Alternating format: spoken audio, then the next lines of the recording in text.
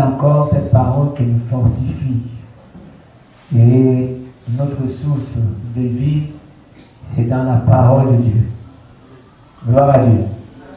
Alors ce soir, nous allons lire dans le livre de Colossiens, chapitre 4, et je vais commencer par le verset 2.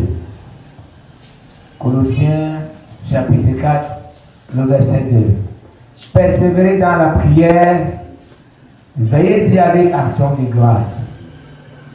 Priez en même temps pour nous, afin que Dieu nous ouvre une porte pour la parole, en sorte que je puisse annoncer le mystère de Christ pour lequel je suis dans les chaînes. Alléluia. Alléluia. Alors c'est Paul qui est en train de donner ce conseil aux Colossiens en leur demandant de prier. Et il demande qu'on prie aussi pour eux afin que la parole de Dieu, comme nous avons appris mercredi, la parole de Dieu soit prêchée, que la parole de Dieu soit prêchée dans le monde. Alléluia. On puisse annoncer le mystère de Christ pour lequel je suis dans les chaînes. Gloire à Dieu. Donc, la Bible nous conseille ce soir de persévérer dans la prière. Quand on parle de la persévérance, ce n'est pas quelque chose que tu fais maintenant et tu laisses le soir, ou tu laisses la nuit, ou tu laisses demain. Quand on parle de la persévérance, ça veut dire que tu fais la chose et tu insistes, et tu insistes, et tu insistes. Je sais qu'il y a plusieurs personnes qui ont des prières non exaucées. Ils peuvent penser que les prières sont non exaucées.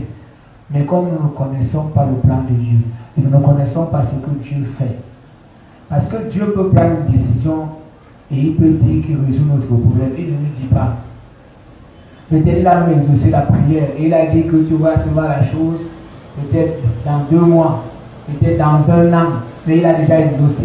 Il ne te dit pas. Il n'est pas un enfant qu'on doit faire la pression que parle, Dieu il parle. Non. Il parle quand il veut. Il parle comme il veut. Et c'est un Dieu. Ce n'est pas un homme. Même quand vous déposez vos demandes dans les entreprises, Vous n'avez pas fait la pression au directeur en lui demandant de vous embaucher. Et c'est quand il voit le besoin, et il voit votre dossier, c'est là où il dit appelez-moi telle personne. Parce qu'il y a le besoin. Et pourquoi maintenant dans la maison de Dieu, nous voulons faire la pression à Dieu par moment? Nous voulons lui demander de faire, même quand Dieu voit que ce que nous sommes en train de demander, peut-être est un problème pour nous. Parce qu'il y a des choses que nous pouvons demander à Dieu. Même les enfants d'Israël ont demandé. Comme ça, ils ont demandé à Dieu, Dieu n'était pas d'accord, il leur a donné, après il les a frappés. Nous pouvons demander quelque chose à Dieu, Dieu voit que c'est un piège pour nous. Et par moment, nous forçons la main de Dieu, que Dieu nous donne ce qu'il ne veut pas. Et quand Dieu nous donne cette chose, peut-être même la chose nous éloigne de lui. Et c'est pour ça que nous voyons certaines personnes qui viennent à l'église, c'est pour que Dieu résout leurs problèmes. Et dès que Dieu résout leurs problèmes, ils s'en vont. J'ai dit à un jeune homme un jour qui est venu me voir, il m'a dit, pasteur, prie pour moi. Je lui ai dit que tu habites où? Il m'a indiqué la maison, et je connaissais bien la maison, il savait que dans cette maison, il y avait les chrétiens. Je lui ai posé la question, mais pourquoi toi tu ne vas pas à l'église? Il m'a dit que non, il ne va pas à l'église. Et ce qu'il avait amené ce jour, c'est parce qu'il avait fait un cauchemar. Et quand il s'est réveillé le matin, la position qu'il avait dans le cauchemar, c'est la même position qu'il avait quand il s'est réveillé. Ah, il a dit que non, c'est fini, il va mourir. Je lui ai dit que mon fils, tu as besoin de la prière. Tu n'as pas encore accepté Jésus. Si je prie pour toi, c'est que je ne t'aime pas. Il me dit pourquoi? Il dit que je ne peux pas prier pour toi. Si toi tu ne veux pas aller à l'église, tu n'as pas encore accepté Jésus, ça ne vaut pas la peine que je prie pour toi. Parce que dans la Bible, il est dit que quand un démon sort, il ne va pas loin.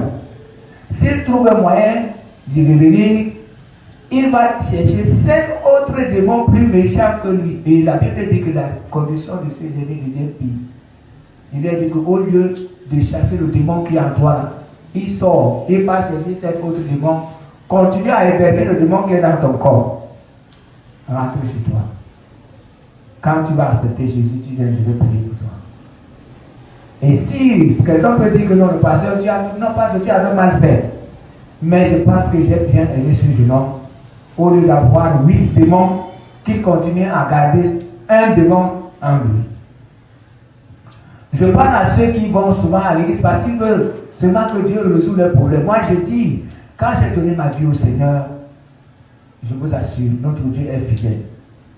J'étais malade, ma mère a marché avec moi partout où elle voulait aller. Partout on lui disait qu'amène ton fils. Maman, il m'envoyait me réfugier à Yaoundé, chez son cousin, j'ai rentré encore pire. Mais quand j'ai donné ma vie au Seigneur, je vous assure que les pasteurs n'ont pas fait des séances de délivrance pour moi. Jamais. Et séances imposition le même. Jamais. Parce que j'ai donné ma vie au Seigneur, pourquoi? On m'a présenté quelqu'un qui porte les problèmes des gens. Quelqu'un qui vient secourir les hommes. Et ce qui m'a fait donner ma vie au Seigneur, ce n'est pas le problème que j'avais. Parce que je voyais le salut de mon âme, je voyais l'enfer, je voyais le paradis. Et je voulais sauver mon âme. Dans ma manière de faire, Dieu m'a délivré de ce mal sans que les pasteurs imposent les mains sur moi. Quand j'ai donné ma vie au Seigneur, ma famille m'avait donné un an pour devenir fou. Parce que je prêchais l'évangile partout, je parlais de Jésus, on m'avait donné le nom, on m'appelait seulement repentez-vous. Parce que là, partout où je commençais, je disais repentez-vous. Et c'est comme ça qu'on m'appelait. Mais aujourd'hui, nous voyons des gens qui viennent à l'église, parce que peut-être on leur a parlé que tu es à l'église, tu veux trouver le mariage, tu es à l'église, tu peux voyager, tu es à l'église, tu peux peut-être avoir de l'argent, tu vas voir le pasteur, va prier pour toi, tu vas au travail. Moi, je dis c'est une mauvaise prédication. Et c'est aussi une mauvaise manière des gens qui viennent à l'église, parce qu'on leur a prêché que Dieu est là pour résoudre seulement vos problèmes. Je dis à ceux qui m'écoutent ce soir, même ceux qui nous écoutent sur les réseaux sociaux, je leur dis ce soir que la manière que vous donnez votre vie au Seigneur amène le Seigneur à changer votre vie. Mais si vous êtes hypocrite et que vous venez devant le Seigneur parce que vous voulez que Dieu résout seulement votre problème, et vous le sortez, c'est un malheur pour vous.